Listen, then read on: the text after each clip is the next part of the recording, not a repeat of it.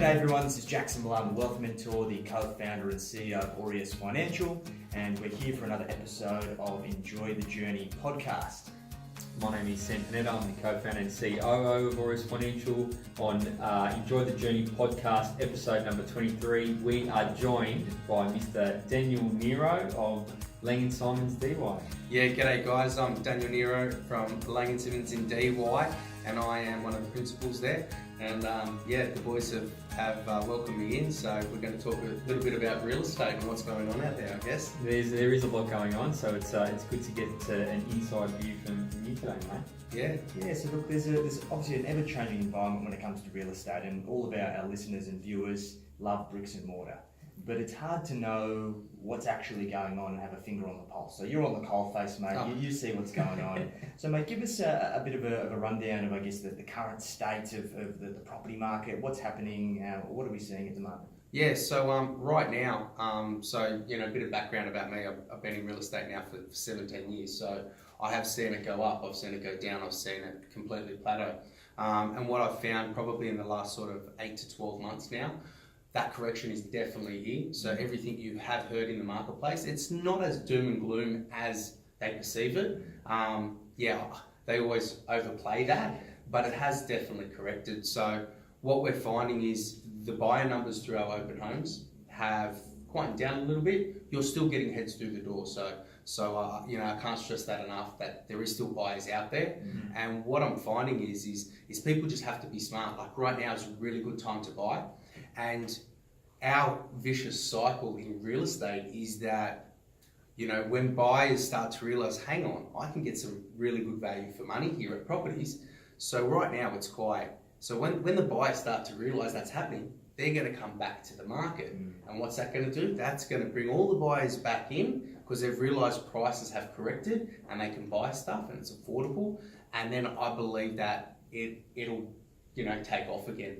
So that's what we're sort of seeing. Yeah, and we were touching on this earlier, and the rents over time have increased steadily, right? Yeah. But when we saw that big spike in price, we didn't see that same spike in rent. So now it sort of squashed the rental yields. Yeah. But now that we're seeing markets come back off, those rental yields are popping back up again, and it's making it a better punt for the investors, I guess. Yeah, really good for investors, and we actually didn't see them as much, because they were competing with their first home buyers, especially with all these grants. They were competing with young couples and people getting into the market or buying their own properties. So a lot of our investors that 12 months ago were like, you know what, we're going to stay clear of it. Mm-hmm. There was a couple there that obviously had some cash to get rid of, but yeah, they pretty much were out of the market, and now we're starting to see them more and more, which is great. Mm-hmm. It gives them an opportunity because we didn't see them. Now they're coming all back in, which is good because the rentals have definitely taken off. And on the beaches as well, if you can't afford to buy a property and you want to stay with the family or stay close, traditionally you go to rent. And because there isn't, even though we have that redevelopment in DY, there's not an influx of properties being built or coming onto the beaches. So that's why we're seeing those rentals are still quite strong, and they're still, definitely up there. Well, it's those fundamentals that drive property, right? And I think a lot of people get caught up in the hype and that kind of fear of missing out, and they don't take the time just to take a bit of a step back and just look at the numbers and what it all means. At its kind of basic form, property is all about supply and demand, right? That's all it is. It is a limited amount of supply, and there's more demand, then prices are going to get pushed up. Yep. I guess that's why we see in these other areas that are too overdeveloped, prices don't do anything, right? No. So from the beaches perspective, obviously you've been around for a long time, mate. Yeah. You know the beaches really well. Yeah, definitely. Are we going to see that the property markets are going to stay flat for a long time, or correct any further, in your opinion? Yeah, it's always a hard question to say, which direction it's going to take. There was a few signs that it was happening, or we would experience that towards the end of last year, because prices were just crazy, and people weren't going to auctions because they're like, you know what, these prices are going way too high. So traditionally what happens is when we see that, and when the prices go up, you always see wherever there's a high point, there's going to come a low point or a correction. So, but what was interesting about this particular correction is how quick it corrected in such a small amount of time. Like, we have never seen that. Generally, it takes a little bit more time to get to where we are. But, you know, as I was saying earlier, guys, the correction in some places, you know, 10 to 20% in some property prices, depending on what the exact product is. And that would happen over maybe a 2-year period. We've seen that literally within 6 months. So, yeah, it's crazy. It is crazy. Yeah, and it's funny that the mentality behind it, right? So when property prices were really performing, they were running really hot, buyers were tripping over each other to get in. You're right. I don't get it. The prices were crazy, and we had so many buyers. This is what, you know, and this is why I love property and I love what I do, because it's just so interesting. You're right. Prices are crazy, and we're fighting buyers back. Correct. Now that prices are low, we can't find the buyers. They're gone. We're like, where are they? It's just. And if you were a logical person, a logical thinker, you'd go, well, prices have come off. Now it's more attractive to buy property, but people don't. They go, prices are coming off. I better not buying property. Do you know what I mean? Which is perverse. It should be the opposite. Yeah, I don't get it. I'm hoping you guys might have an answer to that. I just don't get it. Financial behaviour. We don't see it as often in the property markets because property is relatively consistent, right? Like, we're not getting a price on the property every 15 minutes like we do in the share market. Like, you might have somebody who comes out and evaluates your property once a year or something like that. So you're not really getting the peaks and troughs. So therefore, because there's not so much transparency, it doesn't fuel the behaviour. But when we do see these sharp corrections, then it does have a big impact on the consumers, I guess, sentiment. So it's interesting to see, and I guess there's probably a few people out there who've potentially bought into that fear of missing out, and maybe you've bought a property and it's come off a little bit. I guess, are you seeing there's potentially some buyer's remorse in the market for some of these people? Yeah, definitely. And all I say to those people is you know, it's not as if you bought the property. You bought the property, and I say this to all my clients: you buy when you have the money and you can afford it, and that's when you buy. Correct. Regardless whether the market is up, down, sideways, it will always happen.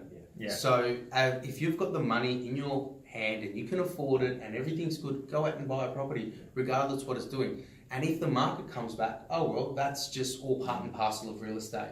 You know, there shouldn't be a real a massive drop in it, and eventually, depending on how long you're looking to hold on to it, it will go back up there as well. You're never going to get the timing perfect, are you? Oh, look, you might. Someone does. Someone gets it right. But that person's probably not trying to get it right. You know, they probably winged it and they fluked it. But the thing is with property, right? It's the two fundamentals what drive property on a macro level in a country, let's say, is that the population is increasing, and then the wealth of the population is increasing, right? So when you see developed countries like Australia, you look back 100 years, the population's grown, the wealth of every person has grown, and property prices go up. So while, you know, in the short term, you know, if you look at it on 2 or 3 or 1 year period or something like that, you might get these peaks and troughs in the property market. But if you're making a bet that Sydney in Australia is going to increase in population and is going to be wealthier in 10 years' time than it is today, then the price of those properties are going to go up. Of course. Do you know what I mean? Yeah. And I think when you have that longer term, you know, frame of mind, if property prices come off 10 or 20%, you're starting to see some bargains in DY. Well, should you be scared or should you be excited that there's an opportunity here to buy some cheap property? Do you know what I mean? Yeah, and it also keeps buyers and you know, everyone a little bit wary that you know, these things happen. Whether it's stocks, whether it's real estate, things go up, things go down. So it's just something, you know, just to be wary, because everyone was of that mentality: oh, I'll buy a property and it's going to go up. It's always going to go up. But I remember, I think it would have been the 2006 and 2007, where we did have that peak in 2003 to 2007. It was a peak and then it came down. But like I said, it didn't come off like I've seen it within the last sort of 6 to 8 months. That was gradual, and then it eventually got back up there. So, you know, time plays a big part of it as well. But yeah, if you're buying property, you just you got to be in it for the long haul and sort of not stress out too quickly too soon. So, and let's face it, on the beaches traditionally, if you've seen it over time, it has increased. Considerably. Considerably, exactly. Correct. Right. So, that's, and then when you're buying in places, if you specifically, live there, that, but that's why you have to be cautious. And I think you guys sort of touched on it in one of your other podcasts about investing in other places, in areas you don't know of, because we live here, we've seen that. But when you're investing in out of areas or places you don't know, that's why you have to be extra cautious when doing that. Correct, and we're obviously big advocates of if you're going to invest outside of your backyard, that you pay a professional to help you find that property. I couldn't agree with you more. The amount of clients that I speak to that have invested, for instance, in Queensland, and that's been one of the biggest places, now, isn't it? But the thing is, it is the most volatile market as well. Correct. It can literally go up and it can go down. And then I've had clients who have bought there, and the property, even though the rental return was great, in 10 years the growth hasn't been there. So you have to have a professional, and really, you're spending $300,000, $400,000, $500,000. At least $6, $7. Yeah. We're spending this much time. Take the time it deserves. You don't want to pay someone $1,000 or $10,000 to do research when you're going to invest this money. It's one of those things. Correct. Yeah. It's that investor behaviour, isn't it? That I think that a lot of people tend to make their investment decisions based on fear, and you never make a good decision when you're fearful. No. Right? You have to be confident in your decisions, and the only way you can be confident is if you've been educated, or you're in partnership with somebody who's educated or experienced to guide you. And I think that one of the things we're hearing a lot of, and I guess the media is really spruiking it as well, is that it's getting harder and harder for first home buyers to get a foot on the ladder. Are you seeing that when you're going to open and you've got properties that the first home buyers are coming through and they're kind of sharing those views, that they're worried about missing out? Yeah, it's hard because it depends on the properties. Now that I'm finding the more affordable ones, we're starting to get a few more first home buyers, and the grants definitely help. So on the beaches, traditionally, our prices have always been really high. So they need these incentives to keep it going. But with our new builds, our off the plan sort of stuff, and the older apartments, which are a little bit smaller, that don't have absolutely everything going, we are seeing the first home buyers coming back into the market, which is awesome. And if you're a single, you may not have that borrowing capacity, but if you're a couple, then it makes it so much easier. Correct, mate. And I disagree with the media on that. I think a lot of first home buyers see what they see in the media and just get too scared into inaction, right? I think they need to educate themselves a little bit. There's opportunities for first home buyers to get into the market, and it all, as you mentioned, it all comes back down to borrowing capacity. And I think that they need to take the time, they need to sit down with a broker, and they need to understand what they can actually do, because I think a lot of people rule themselves out of the race before they've even educated themselves and understood, can they actually buy a property. So, and I think it's important, man. I think that first property, I think back to when I bought my first property, how much that's helped me in life with everything. My wife and I, we lived there when we got married. I've borrowed against it for other properties. I've borrowed against it for business. How much that first property's helped me get ahead in life, both financially and on a lifestyle term. And I can't encourage young people more than I can to get into the property market. And that first one's just so important. Yeah, definitely. It definitely sets a platform for where you want to be and where you want to go. But it's also that forced. It's that forced save to know that money's going to that mortgage. It just puts you in a completely different mind frame. And I couldn't agree with you more. Getting in there earlier. But I always hear people say, "Oh, I can't afford this and I can't afford a property." It's like, well, you know what? You'd be pleasantly surprised what you can afford. And obviously, having a conversation with you two regarding what you can actually do, you might actually be pleasantly surprised, because buyers are using 5% deposits to buy now. We have deposit bonds we're getting used, and we're seeing this more and more. Before it was just 10% and that was it. So it's changed considerably over the last sort of 3 or 4 years. I agree, Daniel. I think that I've always believed that people either find a way or they find an excuse. Exactly You right. can't have both. It was the other day, like when I went into Channel 10, there was an employee there. She was like an usher. She was helping me around, and she said, "Oh, I'm really interested about all this stuff. I want to buy a property. I'm not sure where to start, but I also want to go overseas to Europe." And I think, but all these people, they're conflicted. It's the same thing. You can't have both. Pick one or the other. And this is the problem, right? That I think this generation, they're so used to getting everything now. Yeah. That they can't fathom the idea of waiting 5-10 years to get anything. You Yeah. know, like it's hard to even paint a picture, but you just have to have that plan. Yeah. You just got to know, okay, this is what I want to do, this is how I'm going to get there, and then ultimately it just comes down to you taking action. Yeah, and it's also knowing. So you might not be necessarily ready to buy now, but you need to know what you need to have in order to buy. And that's why speaking to people regarding, okay, so this is my financial situation right now. How much do I need as a deposit? Whether it's a 5, whether it's a 10, some people require 20%. Okay, so I need to, borrow this much or so you need to have an understanding if you are serious about it, and you have to be in that mind frame, because I get it. Yeah, the young generation, you only live once, so you want to have your fun, but also if you're not, there's a lot of people that aren't in that mind frame as well. So have a chat with someone saying, well, put your plan in place. This is what I need to borrow. This is what I want to buy, and you just work towards it. Obviously, with the saving, a bit on the side, a bit to spend, and away you go. That's the thing, mate. There's a lot of people, rent investors, you know what I mean? Or a lot of people who are still living at home with their parents. Buy it as an investment property, rent it out. Like once you've got it, go on the holiday. Do you know what I mean? Right. You just got to get your foot in the door, get it locked down.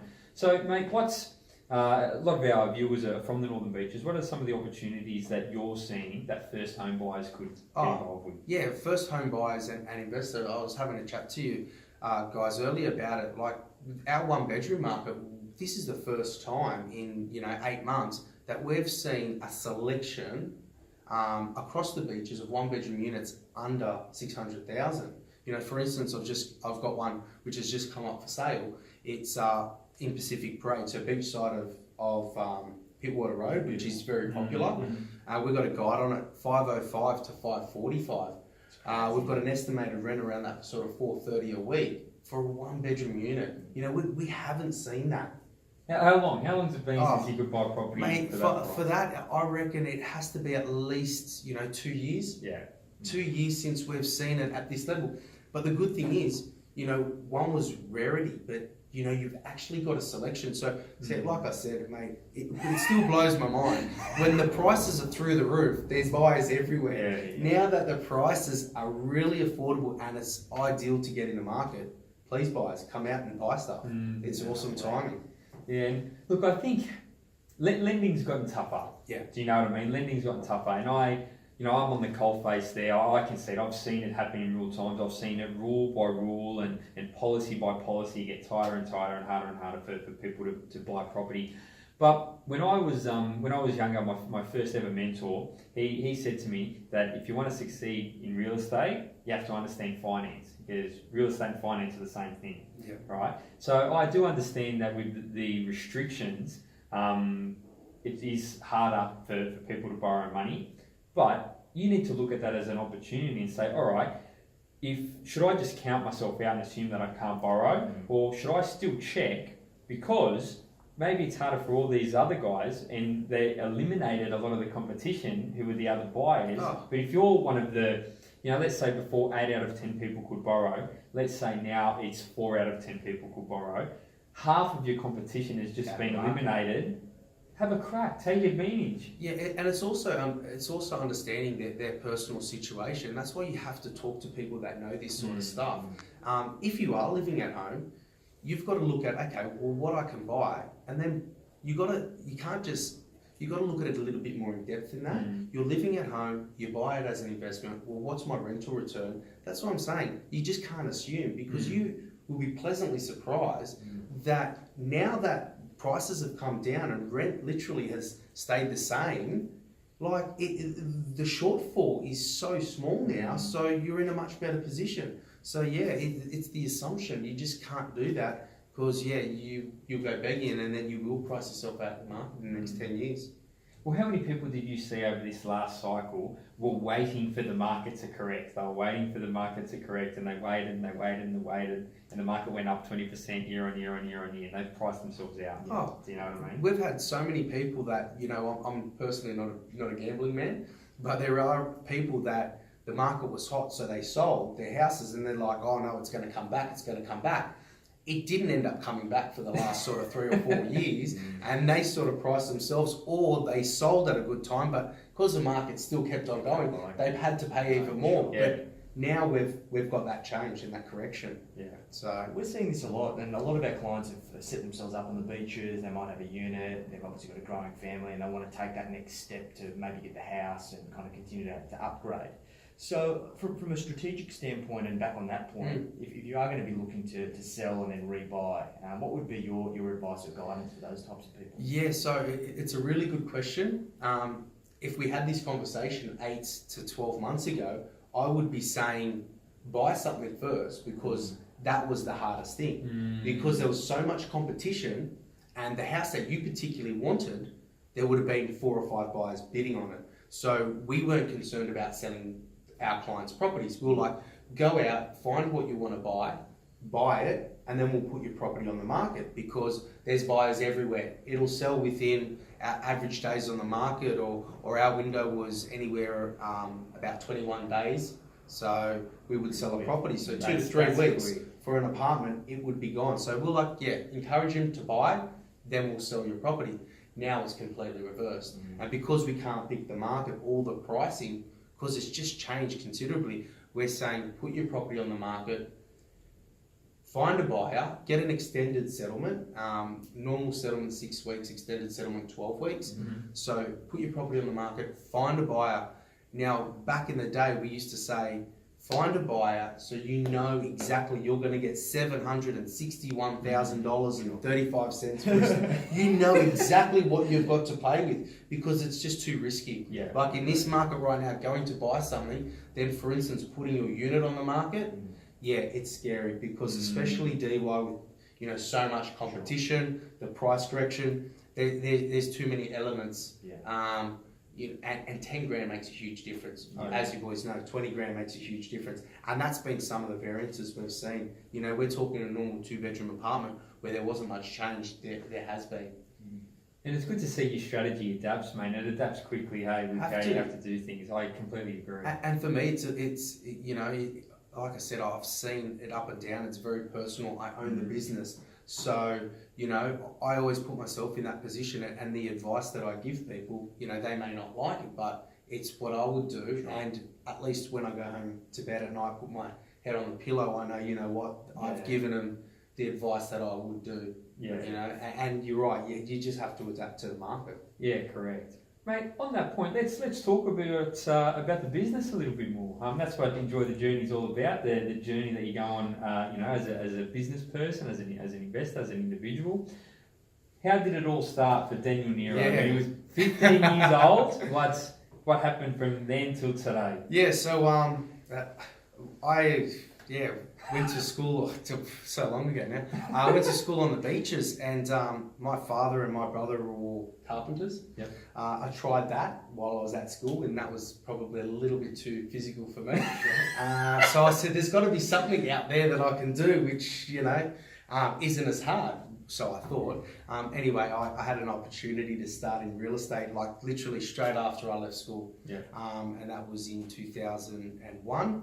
And then I've been in the industry since. So I was doing a lot more residential and house sales. That's what I started in DY. And then I wanted to expand my horizon. So I went into a partnership with my business partner, and we were doing site acquisitions, off the plan project marketing, which is a really cool aspect of real estate. And then we started to get really, really busy with our off the plan, but also I had a lot of clients that were following me saying, hey, can you come and list my place for sale, help me buy something, can you get our property for rent? So then my business partner and I made a decision to do a franchise last couple of years called Lang & Simmons in DY. And mate, the rest is history. We've got, you know, quite a lot of managements. We've got a good team behind us, and we've also got an office which has joined on board, not our one, but good friends of ours have opened Lang & Simmons in Narrabeen, so the brand itself is definitely growing, and it's cool. I love it, and that's why I'm still in the industry and so passionate about it. Fantastic. I think a lot of people from the outside in think that being in real estate is easy. And we know it's not. Yeah. It goes through cycles like any other industry. So what do you find is the biggest challenge of being able to I guess, position yourself as different to your competition, given that there's a lot of competition out there? Probably the biggest thing, and what I find in real estate, it's actually people.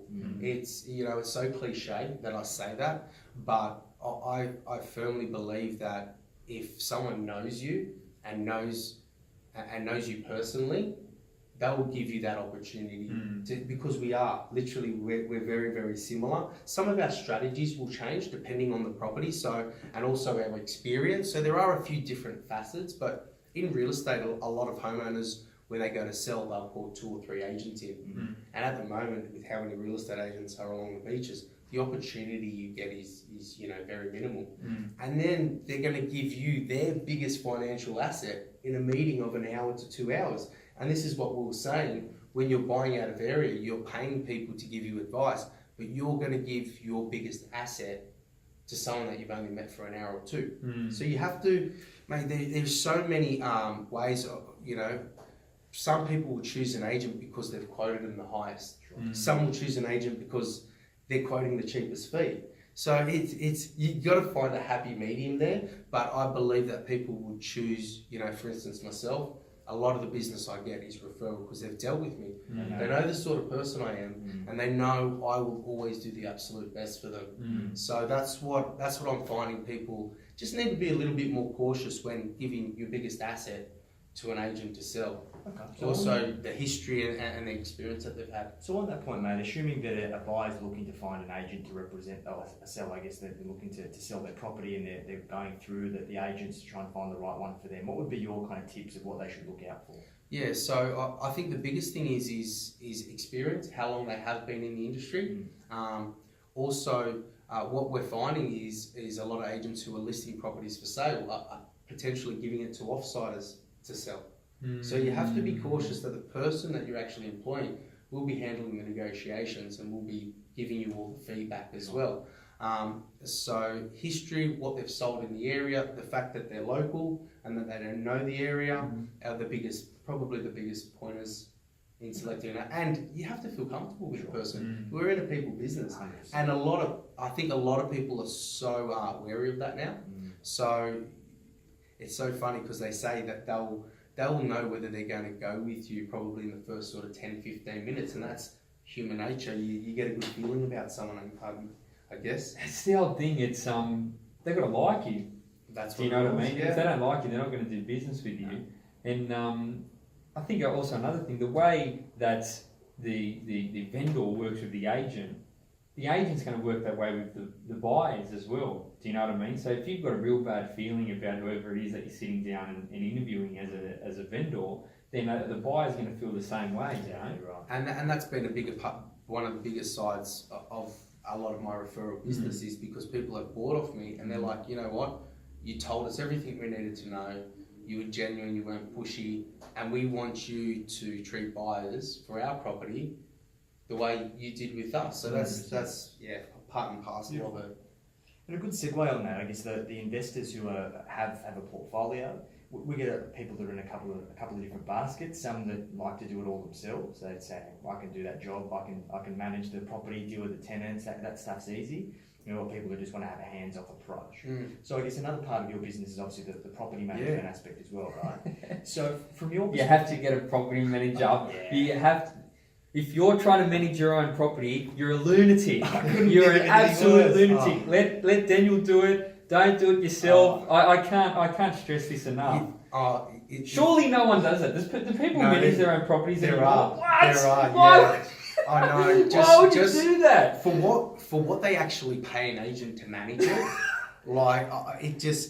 they're not really saving because it's so funny because they come back to you when you have problems and it's like, well, but our industry has become so tight and tenants have so many rights. Like, guys, you don't understand it. And mind you, landlords have so many rights as well. So you need to have someone who knows what everyone's rights are, okay? And the biggest things are, what we're seeing now is if there's a fire in a property, you know, what happens to the tenant? We've got to look after them. Also the owner, especially with insurances, but all the reports that you need to do, how detailed they have to be. Like, I've got our property managers, it takes them a day just to compile the reports if there is a major issue in a property. So for owners to be able to do that, but it's going to cost them because they may not have their insurance in place, they may not have the correct documentation. It's just those little things that they need. So yeah, Sam, people still do it. I can't and it believe blows it. my mind. Yeah, I can't believe it. But I think people hear horror stories though, like about property managers that are really minimum. Like we had a client a while back tell us a horror story about how there was a big storm, the big storms that hit the beaches. I think it was a year or so ago. And in the storm, they had a window that blew out. And the window had basically had plastic over it for 2 weeks, and the agent hadn't arranged anybody to go and fix it. You know, wow, like how can that even happen? That's a big risk. Yeah, but also owners should be sort of pretty wary about what's going on. They need to make sure that their agents are doing their normal routine inspections, receiving their reports. And I say to my owners that we have, it's, you know what, it's, if you have a tenant that you have no issues with, that's a good thing. That's what you want. You don't really want to hear from your agent. You want them to give you positive calls, just to say, hey, I'm still here, everything's going okay, as opposed to calling them every month saying, hey, we've got an issue, we need more money, we need more money, we need more money. So yeah, you have to make sure that your agent is on the board, give it, and you know what, human nature, sometimes, you know, there's things that happen in people's lives, but owners, you know, it's a bit of give and take. But you really need to make sure your agent's on top of that, especially for your rental property. Doing rent reviews after 12 months, sending your reports to make sure you know what's going on and things like that. Yeah, well, on that point, mate, you guys actually manage the property that I rent, and your property manager, Jonathan, is phenomenal. Oh, that's awesome. He's a guy. He's one of the best blokes. Always good to hear. You've got a good team. There you go. I appreciate that. That's awesome. So, and we didn't even plan that. I didn't even know that. No, put Daniel on the spot. Definitely did. No, that's good. Always good to get positive feedback. So, mate, for yourself in your business journey, what's next for you? What are you working towards as a business owner?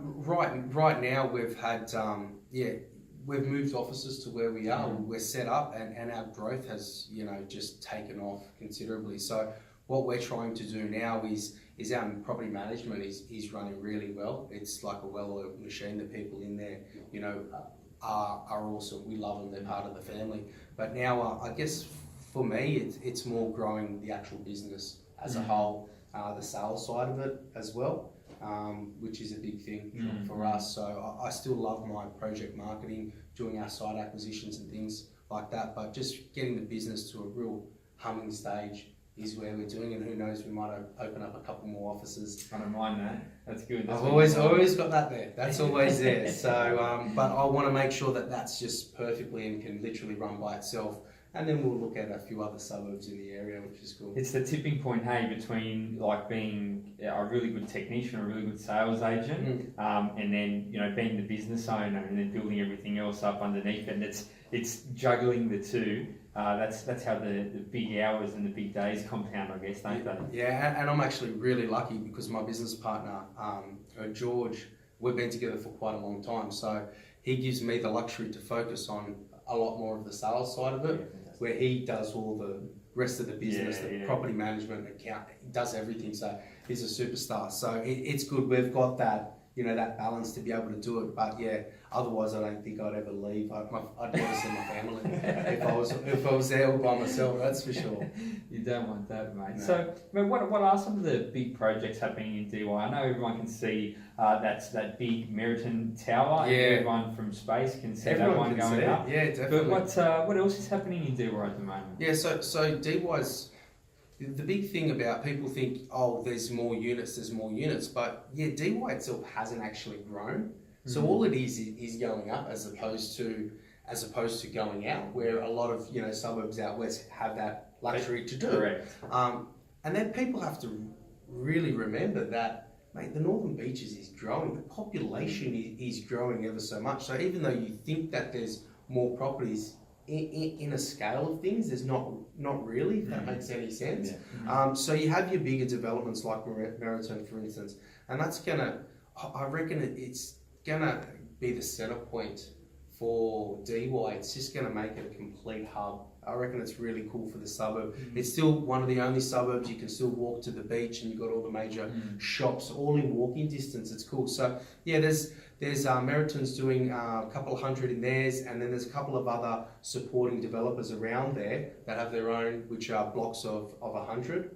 So some people like that. Investors like, you know, the bigger blocks, but then you have some other people that steer away from them. So, you know, I guess it's just horses for courses at the end of the day.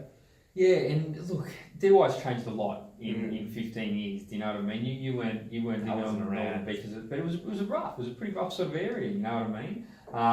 I wouldn't consider DY or Narrowena rough areas anymore, and I suspect that over time you're going to see a lot of these older, you know, 50s, 60s, 70s blocks that are in DY. They're probably going to start taking those down and building these big brand new towers in its place. Yeah, it's an interesting thing that you say that. You know, usually that would be the case, but I just don't know, because I've done, not me personally, but worked on developments and things like that too. Because our property prices are so high, individually to buy these old units, it's expensive. Very expensive. And there is still a fair bit of land, like there's houses that are there in DY and the surrounding areas that they can be acquired, obviously at a big premium too. Oh, yeah. Massive. So yeah, I think maybe these older buildings, they might just have to, I don't know, just refurb them. Like completely refurb them, because I think it'd be so costly for, you know, a developer to buy a whole building. I've seen it done before, so I'm not going to say it's not going to happen, but I think a lot of these buildings, they're going to have to be refurbed. Yeah, and it's an interesting space, isn't it? I wish I had some more capital. I'd probably get stuck straight into it. That seems true. Sam, the developer, wants us to buy all the houses. Hey, we've got to do something. Yeah, you've got to do it, mate. Everyone needs somewhere to live, you know what I mean? Exactly. Well, that's exactly right. Always need a roof over your head, whether it's, you know, property management or sales.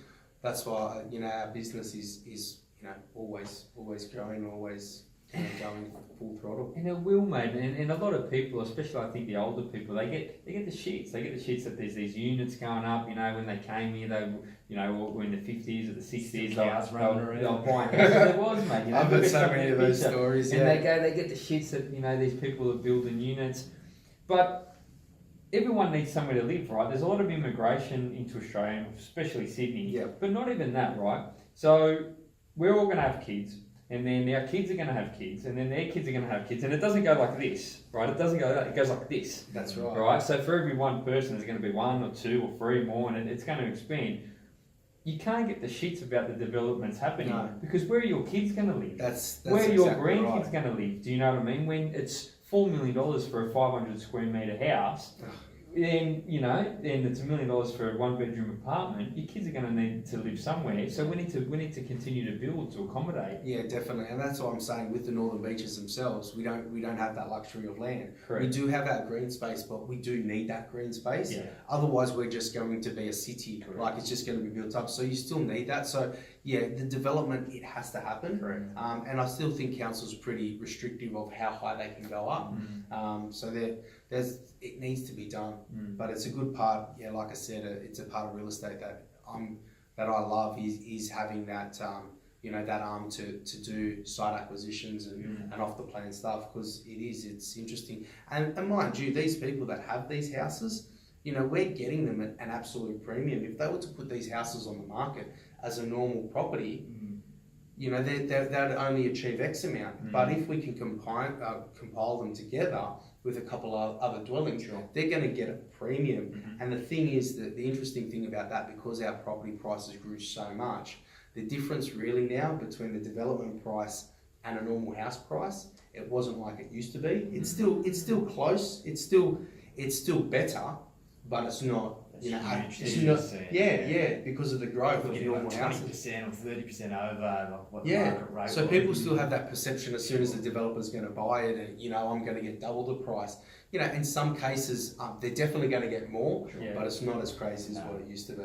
Yeah, and it's one of those things, and you saw a lot of it over the past 5 years. You know what I mean? With all these big acquisitions, they're always in the news or in the newspaper and things like that. And yeah, and that's the market supported that though as well, because we were going. So the developers were buying. By the time they were marketing these properties or had their DAs approved, then they'd put them back on off the plan, and the market was still increasing. So it worked out really well. Yeah. But now I've already started to hear that the developer loans are starting to shrink. Yeah, it is, mate. Yeah, it definitely is. It's harder to get funding across the entire board. Do you know what I mean? But this will all change as well moving forward. Like, we know we're a particular market that we're in at the moment. It's not going to stay like this. Oh no, it never does. Do you know what I mean? You're going to look back in 5 years, in 10 years, going, oh, that was an opportunity. Like, we could have got in here. We'll definitely do this podcast in a few more months' time, and I'll let you know. I'll be telling you, mate, it's completely changed again. So, you know, at least we've got this as a bit of a point to start, and we'll see where we go to from here. It keeps it exciting, mate. That's the thing that we love about property. It's just interesting to see how it all evolves and changes over time. And you know what? There's no right or wrong. There's no rule of thumb. There's no perfect line. You know, it just does what it does. Fantastic. So it's all good. So, mate, as an entrepreneur yourself, as someone that's on the coalface, what would be some advice that you give to our viewers or listeners to kind of guide them on their wealth journey moving forwards, or their business journey for that matter? Yeah, I think the biggest point is what Sam and I had mentioned. When the market's crazy, you don't buy. Now that the market has corrected, go out and buy. That's, you know, probably the best thing. But also, the other flip side of it is, buy within your means as well. Yeah. Don't get too crazy too soon. And I know we haven't sort of spoken around interest rates and what they're going to do, but that also plays a point in it as well. But yeah, when you have the money and you can afford it, buy something. But yeah, try and just sort of pick and choose, and also your product on what you're buying as well. Yeah, that's great advice, mate. That's great advice. All right, so if someone wants to get in touch with Daniel, how can they get in touch with you, mate? Yeah, so best thing to do is, I'm Lagan Simmons in DY. Should I say my mobile number? Sure. So we specialise in residential sales and property management. We also do commercial as well. So Daniel Nero, 0405 724 215. Give us a call, because we are a broad of everything. We can, definitely help. And we'll include your information in the description, so Beautiful. if anyone's interested in reaching out to Daniel and his team, feel free to reach out. Mate, it's been a pleasure having you on the podcast. Thanks very much Thank you for having us. I appreciate it, Catch guys. you next time. Yeah, definitely. All right, thanks, See you mate. guys. Thanks, Bye. guys. Another episode of Enjoy the Journey podcast, and we'll catch you next time.